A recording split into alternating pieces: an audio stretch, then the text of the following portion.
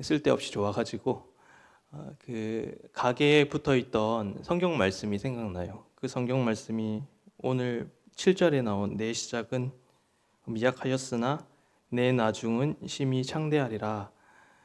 그래서 저는 뭐 이 말씀에 대해서 좋은 말씀이니까 늘 마음에 품고 있었는데 이 말을 저는 욥이 한 줄 알았는데 오늘 얘기한 빌닷이 한 말씀이고, 이제 빌닷이 굉장히 좋은 뜻으로 얘기하기보다는 정죄하는 시각에서 욥이 이제 죄인이니까 네가 만약에 죄인인데 네 죄를 회개하고 하나님 앞에 돌아오면 네가 하나님의 복을 받을 거야라는 의미로 이제 이 말씀을 썼다는 것에 대해서 알고는 이제 이 말씀을 함부로 이렇게 사용하면 안 되겠다라는 생각이 들었던 것 같아요. 오늘 말씀은 바로 이 빌닷과 이 욥이라는 사람이 논쟁하는 장면인데요. 케네스 보아라는 그 기독교 교육학자가 있는데 이 사람이 기독교 영성 12 스펙트럼이라는 책을 썼어요. 12개의 영성의 색깔을 이제 정리한 사람인데요. 다양한 측면에서 그 신앙과 영성에 대해서 이렇게 정리를 한 책이에요. 그래서 제가 12개의 영역을 좀 말씀해 드리면 관계적 영성, 패러다임 영성, 훈련된 영성, 교환된 삶의 영성, 동기화된 영성, 경건의 영성, 포괄적 영성, 과정 영성, 성령 충만의 영성, 전투의 영성, 양육의 영성, 공동체적 영성, 이렇게 12 스펙트럼으로 나누게 되는 것을 우리는 보게 됩니다. 그러니까 많은 사람들이 얼마나 많은 사람들이 신앙생활을 하는데 그게 획일적일 수 있겠습니까? 그죠? 각자의 성향과 성격과 또 은사들이 다르기 때문에 다양한 신앙의 색깔을 가지고 신앙을 생활하는 것이 저는 교회라고 생각을 합니다. 그래서 어느 한 측면이 옳다고 주장할 수 없고, 우리는 그리스도의 복음 안에서 항상 서로를 수용하고 또 내 자신을 내어주고 확장시켜 나가면서 올바른 신앙생활을 하는 것이 우리가 해야 할 일이라고 생각합니다. 오늘 빌닷이라는 사람이 등장하는데요. 여기 빌닷이라는 사람은 제가 지난 시간에 다뤘던 엘리바스라는 사람과는 거의 비슷한 사람이라고 생각을 하시면 되는데, 엘리바스가 굉장히 이제 매너 좋고 점잖은 사람이었다면, 그리고 그 점잖은 식으로 욥을 정죄했다면, 오늘 빌닷은 좀 더 심하게 정죄를 하는 사람입니다. 더 냉혈한이고 좀 더 어떻게 보면은 막 이렇게 얘기하는 그런 식의 사람이 바로 빌닷이라고 생각을 하시면 됩니다. 그래서 이 냉혈한 같은 빌닷과 욥이 만나서 얘기를 하게 되는데요. 아마도 욥이 고난을 받기 전까지는 아마도 빌닷과 그렇게 부딪히는 일이 없었을 거라고 생각을 합니다. 왜냐하면 그 전에는 신앙의 색깔이 비슷했을 것 같으니까요. 그렇죠? 근데 이제 욥이 고난을 받게 되면서 그 신앙에 있어서 색깔들이 좀 변하게 되었어요. 이제 그런 논쟁 가운데, 오늘 이 논쟁 가운데 그 차이들이 좀 드러나게 되거든요. 그런 서로의 색깔을 좀 차이를 좀 보면서 우리가 함께 그 말씀을 이해하려고 합니다. 8절에 보시면요. 8절에 보시면 전형적인 그 빌닷의 신앙의 색깔이 드러나게 돼요. 제가 읽어드릴게요. 청하건대 너는 옛 시대 사람에게 물으며 조상들이 터득한 일로 배울지어다라는 말이에요. 그러니까 이 빌닷은 전형적인 율법학자, 전통들을 중요하게 생각했던 사람, 신학자였습니다. 오늘날로 따지면. 그래서 자신이 연구하고 알고 어떻게 보면은 자기가 배우고 연구했던 내용들이 굉장히 중요하고 그게 사실은 절대화까지 시키는 사람이 바로 빌닷이라는 사람이에요. 그래서 이렇게 연구하는 사람, 이렇게 그 구석에 연구실에 틀어박혀서 이렇게 연구만 하는 사람들을 사실은 이렇게 밀실에서 산다 이렇게 표현을 쓰더라고요. 밀실에서 산다. 그래서 이런 밀실의 신앙을 가졌던 사람이 바로 여기 빌닷입니다. 그래서 약간 제가 그런 것 같아요. 그래가지고 저는 사실 개인적으로 이렇게 좋아하는 신학자들이 있거든요. 근데 제가 좀 문제는 뭐냐면 그 신학자들이 한 말은 100% 수용을 해요. 그걸 진리처럼 받아들이는 거죠. 그 사람이 말을 해도 제 나름대로 그것이 비평적으로 바라보고 옳은지 그른지에 대해서 좀 찾아보고 거기에 대해서 생각을 해봐야 되는데, 그런 전통의 계열에 있는 사람들이, 훌륭한 사람들이 이야기를 했다, 칼빈이 뭐라 했다, 뭐 유명한 사람이 뭐라 그랬다, 그러면 바로 제 수용을 합니다. 어쩌면 이러한 모습들이 빌닷의 모습 속에도 있었던 것 같아요. 옛날 사람들이 지켜던 전통과 체계와 질서와 도덕과 그들이 가지고 있었던 그런 율법들을 굉장히 절대화하는 사람, 그 사람이 바로 빌닷이었습니다. 사실은 뭐 이러한 밀실의 신앙을 나쁘다라고 생각할 수는 없는 것 같아요. 그런데 이제 왜냐하면 그런 밀실의 신앙이 있었기 때문에 기독교와 체계가 되고 개념화가 되고, 또 그러한 작업들을 통해서 뭐 우리에게 주어진 기독교의 3대 보물인 사도신경도 있을 수 있게 되고, 십계명과 주기도문과 웨스트민스터 신앙 고백서와 같은 신앙을 체계화하는 것들이 그런 사람들을 통해서 이루어졌기 때문에 우리에게는 꼭 필요한데, 문제는 그게 다라고 생각하는 게 문제였습니다. 욥을 보십시오. 욥은 사실은 그런 밀실의 신앙을 가진 사람이었는데, 이제 자기가 생각하는 하나님의 틀이 딱 있었어요. 근데 이제 그가 고난이 찾아오고 삶의 현장 가운데 뒤흔드는 일이 있다 보니까 그가 생각했던 하나님이 아닌 것 같다라는 생각이 이제 들게 되는 거죠. 저는 그래서 여기 밀실에 있었던 이 욥이 이제 광장에 나오게 되었다, 이렇게 표현하고 싶은데요. 그래서 이제 항상 관념 속에서 하나님을 찾던 자들이 이제 경험적으로 그 삶의 현장 가운데 하나님을 느끼고 누리게 되었다라는 것이죠. 그래서 결국에는 밀실에 있었던 이 욥이라는 인물이 광장에 나와서 하나님을 경험하게 되고, 삶의 고난과 어려움과 현장 속에서 사람들과의 만남과 헤어짐과 또 자녀들의 이름과 친구들과의 논쟁을 통해서 삶의 여러 가지 경험들을 통해서 그가 삶이 막 이렇게 흔드는 과정 가운데 이제 빌닷과의 대화가 있었다라는 거죠. 결과적으로 욥은 이러한 과정을 통해서 훨씬 그의 신앙의 색깔, 신앙이 훨씬 깊어지고 넓어졌다라는 것을 우리는 바라보게 됩니다.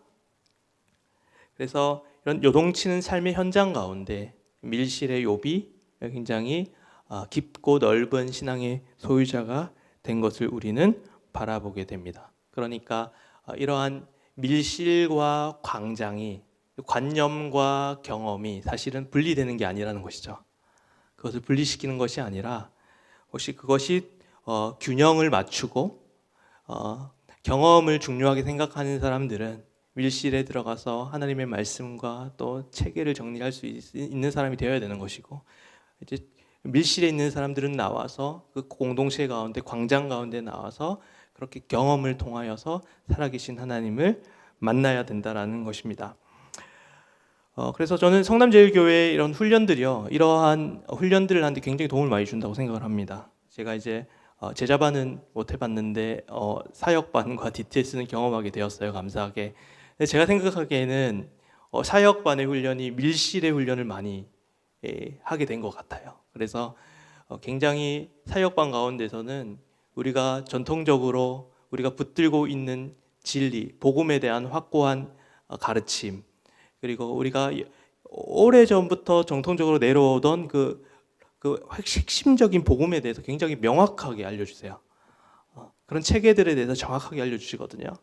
요즘에 막 그 복음에 대해서 이런저런 의견들이 많이 나오는데 그런 거와 타협하지 아니하고 확고한 복음을 전해주는, 그리고 그 진리를 가르쳐주는 시간이 이 사역반인데, 반대로 DTS 훈련은 무엇이죠? DTS 훈련은 광장에서의 훈련이죠. 그래서 많은 사람들과 공동체 가운데 부대끼면서 또 갈등을 일으키고 또 여러 가지 이야기들을 나누면서 그 가운데 하나님을 직접적으로 경험하고 체험하는 이 광장의 신앙, 그리고 결국에는 우리는 밀실의 신앙과 이 광장의 신앙, 경험의 신앙과 관념의 신앙이 어우러져서 우리의 신앙이 훨씬 더 부유하게 된다는 거죠. 그래서 우리는 이 욥을 통해서, 욥과 소발의 이 신앙을 통해서 밀실의 신앙, 그리고 광장의 신앙, 경험의 신앙과 관념의 신앙이 이게 단절된 것이 아니라 하나를 이룰 때 우리는 균형 있는 신앙생활을 할 수 있다는 것이 첫 번째 메시지입니다. 둘째로 우리가 8장 1절에서 8절까지 읽었는데 빌닷이 얘기한 하나님은 굉장히 빌닷에게 익숙한 하나님처럼 느껴집니다. 그래서 빌닷은 하나님을 손바닥에 얹어서 자기가 모두 하나님을 파악하는 듯이 그렇게 1절에서 8절까지 얘기하는 것을 우리는 바라보게 됩니다. 그런데 욥은 아닙니다. 욥은 그 고난이 있고 난 뒤에 9장 11절에 보면 제가 읽어드리겠습니다. 9장 11절에 그가 내 앞으로 지나시나 내가 보지 못하며 그가 내 앞에서 움직이시나 내가 깨닫지 못하니라. 자기가 하나님이 누군지를 모르겠다라는 거예요. 그러니까 그동안에 내가 알던 하나님이 아닌 것처럼 느껴지는 어색함이 욥에게 있었다라는 거죠. 그러니까 빌닷은 굉장히 하나님에 대해서 낯익은 하나님, 익숙한 하나님에 대해서 지금 이야기를 하는 것은 볼 수 있고, 욥은요 반대로 굉장히 어색하고 낯선 하나님이에요. 낯익은 하나님의 빌닷과 낯선 하나님의 욥이 지금 이렇게 논쟁을 하면서 이야기를 하고 있는 장면을 우리는 바라보게 됩니다. 그래서 빌닷은 하나님을 너무 잘 알듯이 익숙하게 야 하나님 이런 분이야, 하나님 이렇게 행동하실 거야 라고 하는 것이 문제였고, 욥은 그 하나님이 너무 멀게 느껴지는 거야. 내가 알던 하나님이 아닌데 이거는 너무 어색한 하나님에 대해 거리감을 두는 것이 문제였다라는 것이죠. 제가 좋아하는 책 중에 C.S. 루이스가 쓴 나니아 연대기라는 책이 있어요. 그 책은 애들이 좋아하는 판타지 소설인데요. 제가 약간 그런 책들 좋아하거든요. 근데 이제 거기서 C.S. 루이스라는 신학자가 굉장히 이제 아이들의 눈높이로 이제 하나님에 대해서 설명을 하는데요. 그 나니아 연대기의 주인공이 사실은 아슬란이라고 불리는 사자인데요. 사실은 이 사자가 하나님과 같은 역할을 하는 거죠. 온 나니아 세계를 다스리는 왕인데, 이 C.S. 루이스가 그 아이들의 언어로 그 나니아의 왕인 아슬란, 그러니까 하나님을 어떻게 표현하냐면 이렇게 표현해요. 그 사자는 길들여지지 않는 사자다, 이렇게 표현해요. 그 사자는 길들여지지 않는 사자다. 이 뜻이 무엇일까요? 이 뜻은 하나님이라는 존재는 우리의 생각대로 움직이시지 않는 분이라는 걸 얘기를 하는 거죠. 우리가 통제할 수 없는 분이라는 것을 이야기하는 것이죠. 빌닷은 그 하나님을 너무 자기의 생각과 익숙함과 어떻게 보면 통제하는 듯이 하나님에 대해서 이야기하지만, 하나님은 그렇게 통제될 수 있는 분이 아니라 길들여지지 않는 분이라는 것을 우리는 고백해야 된다라는 것이죠. 그런 측면에서 욥의 고백이 훨씬 좋은 고백이라고 할 수 있습니다. 그는 하나님이 어색하게 느껴졌어요. 기존에 내가 생각했던 하나님이 아니라 낯설게 느껴지기 시작했기 때문입니다. 그리고 한 가지 더 표현을 하는데 뭐라고 표현하냐면 그 사자는 착하면서 무서운 분이시다, 이렇게 표현해요. 다정하면서 무서운 분, 익숙하면서 무서운 분, 이렇게 표현하고 있거든요. 역설적인 표현을 이게 사용하고 있는데 여러분들은 어떠십니까? 하나님이 어떤 분처럼 평소에 느껴지십니까? 하나님은 여러분들에게 굉장히 익숙하고 친숙하고 친밀한 분이십니까? 아니면 하나님은 조금 거리감이 있고 무섭고 두려운 분으로 여겨지십니까? 근데 사실은 기독교 신앙에 있어서 이 두 가지는 따로 떨어진 것이 아니라 하나로 묶이게 됩니다. 그래서 우리가 주기도문을 고백할 때 어떻게 고백하냐면 예수님의 고백이시지만 우리의 기도이기도 하잖아요. 하늘에 계신 우리 아버지여 라고 얘기하는 거예요. 하늘에 계시다는 건 뭐죠? 우리와 거리가 멀다라는 얘기입니다. 거리감이 느껴지시는 분, 낯설게 느껴지시는 분, 그분이 하나님, 하늘에 계신이라는 의미예요. 초월적인 하나님, 우리가 이렇게 부르는 하나님, 멀게 지켜진 하나님. 근데 그 고백이 끝이 아니죠. 어쩌? 우리 아버지이시다. 이건 무슨 뜻이죠? 하나님 나와 가까이 계시는 분이시다라는 거죠. 우리의 아버지가 되시고 아빠가 되시는, 우리는 하나님의 자녀이다. 나와 친밀한 분이시고 익숙한 분이시다라는 것이죠. 그래서 우리는 이 두 가지가 항상 공존해야 되는 신앙을 가져가야 된다는 것입니다. 어떤 분들은 하나님을 너무 친밀하게만 생각해서 문제고요. 어떤 분들은 하나님 너무 두려워해서 문제입니다. 하지만 하나님은 C.S. 루이스의 말을 빌리자면 그분은 우리와 가깝고도 먼 분, 친밀하지만 두려운 분, 다정하지만 무서운 분, 그분이 바로 우리의 하나님이시고 우리는 그분을 향해서 그래서 경외한다라는 표현을 씁니다. 경외한다라는 표현은 하나님을 향한 사랑과 두려움이 공존되어 있는 단어이기 때문입니다. 그래서 우리는 하나님에 대해서 먼 분이다, 가까운 분이다, 나랑 친밀한 분이다, 두려운 분이다로 단절을 시킬 수 없고 그 두 가지가 함께한다. 하나님 나를 경외하는 분이시다라는 것을 우리는 늘 고백하며 살아가야 합니다. 세 번째로 8장 3절과 4절을 함께 살펴보시면요. 하나님이 어찌 정의를 굳게 하시겠으며 전능하시니가 어찌 공의를 굳게 하시겠는가. 4절 내 자녀들이 주께 죄를 지었으므로 주께서 그들을 그 죄에 버려두셨나니. 빌닷은 어떻게 하나님을 표현하고 있죠? 공의의 관점에서 표현하고 있는 것을 우리는 바라보게 됩니다. 그래서 하나님은 공의로우셔서, 좀 잔인하긴 한데 이런 얘기 하는 거예요. 욥을 앞에다 두고 욥은 자녀들을 잃었는데 그 욥에다 앞에 두고 너의 자녀들은 죄 때문에 죽었다. 이러한 가차없는 말을 뱉는 게 빌닷이라는 사람입니다. 그는 공의의 측면에서, 법적인 측면에서 타인들을 판단하고 타인들을 정죄하는 모습을 우리는 바라보게 됩니다. 그래서 그 욥과 그의 자녀들을 판단하고 공의라는 한 가지의 시점에서 욥을 판단하고 욥을 평가하는데요. 욥은 어떨까요? 욥은 공의로운 하나님을 인정하지 않을까요? 그렇지 않습니다. 욥도 하나님의 공의와 전능함을 인정을 합니다. 9장 22절에 보면은 나는 말하기를 하나님이 온전한 자나 악한 자나 멸망시킨다. 이 말은 무슨 말이냐면 욥은 분명히 하나님의 공의로움을 인정합니다. 그 전능함도 인정을 하고요. 거기에서는 빌닷과 같은 입장이죠. 한데 그 차이가 있습니다. 차이가 뭐냐면 욥은 결국에는 모든 사람이 하나님의 공의 앞에 설 수 없다는 얘기를 하는 겁니다. 근데 빌닷은 보십시오. 빌닷은 자기가 그 공의에 제외된 것처럼 얘기를 하거든요. 나는 의인이다. 나는 그 공의 앞에 설 수 있다. 그런데 이제 욥은 뭐라고 얘기하냐면 아니다. 그게 무슨 말이냐. 그 어떤 사람이 하나님의 공의 앞에 설 수 있으며 하나님의 판단 앞에 설 수 있느냐.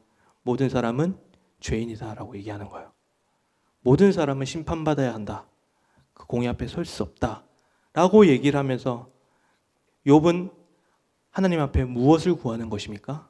내가 이렇게 하나님 앞에 설 수 없는 존재입니다. 내가 이렇게 죄인입니다. 내가 공의 앞에 설 수 없는 존재입니다. 그럼에도 내가 주님을 의지하고 주님의 선하심을 바라봅니다. 라는 것이죠. 내가 하나님 앞에 세울 공로 없고 내가 하나님 앞에 갖고 갈 거 아무것도 없지만 하나님 앞에 은혜를 구하는 것입니다. 여러분, 은혜가 무엇입니까? 은혜는 아무런 줄 의무가 없는 사람이 받을 조건이 없는 사람에게 주는 호의입니다. 그 호의를 받을 만한 자격이 안 되는 사람한테 그 상대방이 준 호의입니다. 이게 은혜입니다. 그러니까 항상 빌닷의 언어는 조건입니다. 내가 잘하면 하나님께서 주신다. 이걸 마일리지 시스템. 내가 넣으면 준다. 자판기처럼 내가 하면 하나님께서 주신다. 내가 선한 일을 하나님한테 하면 하나님이 나에게 복을 주신다. 내가 악한 일을 하면 하나님께서 나를 심판하신다. 이런 조건부를 붙이는 것이 빌닷의 신앙의 칼라라면 욥은 이런 조건을 얘기하지 않습니다. 나는 하나님 앞에 아무 조건을 내세울 수 없습니다. 우리는 모두 죄인이고 심판당할 만한 존재입니다. 그럼에도 하나님 앞에 은혜를 구합니다. 나를 도와주시고 나를 구해 주옵소서라고 하는 입장이 욥의 입장이라는 것입니다. 빌닷은 하나님의 공의에 대해서 이야기하고 욥은 하나님의 은혜와 사랑에 대해서 우리에게 알려주고 있다라는 것입니다. 말씀을 정리하면서 우리가 욥과 빌닷을 그 토론을 통해서 밀실과 광장, 그리고 내재와 초월, 은혜와 사랑, 공의와 사랑을 이렇게 우리가 바라보게 됐는데, 우리는 이러한 모든 신앙의 원리가 그리스도의 십자가에서 통합되는 것을 우리는 바라보게 됩니다. 십자가에는 밀실과 광장이 다 있습니다. 십자가에는 확고한 기준과 체계가 통합되어지는 것이고, 그 십자가에는 무한한 역동성이 있어서 그 역동성이 우리의 삶의 경험을 변화시키게 됩니다. 그래서 우리의 관념 체계와 우리의 경험 체계를 다 뒤흔드는 것이 십자가입니다. 십자가에서 밀실과 광장이 통합되게 됩니다. 또 십자가에는 낯선 것과 낯익은 것이 공존합니다. 십자가에는 두려움과 친근함이 공존합니다. 십자가에는 하나님의 초월성과 내재성이 공존합니다. 왜냐하면 예수 그리스도는 원래 하늘에 계셨고 삼위일체 하나님과 영원히 함께 계셨는데, 그 하나님이, 그 초월적인 하나님이, 그 멀리 계신 하나님이 이 땅 가운데 성육신하셔서 인간의 몸을 입으셨기 때문입니다. 그래서 예수님의 사역에는 항상 우리와 거리와 우리가 낯설게 느껴지는 사역과 낯익은 사역들이 많이 펼쳐집니다. 낯설게 느껴지는 사역은 그의 신성을 드러내는 사역들이었습니다.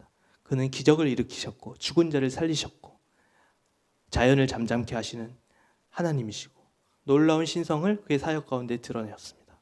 낯선 분이시죠. 그러나 그분은 우리와 똑같이 아기로 이 땅 가운데 오셔서 똑같이 고난당하시고 슬퍼하시고 아파하시고 우리와 똑같이 청소년기를 보내셨던, 어떻게 보면은 우리와 너무 가까운 분이시기도 합니다. 그리고 그는 우리 인간처럼 고난당하시고 죽음을 당하셨습니다.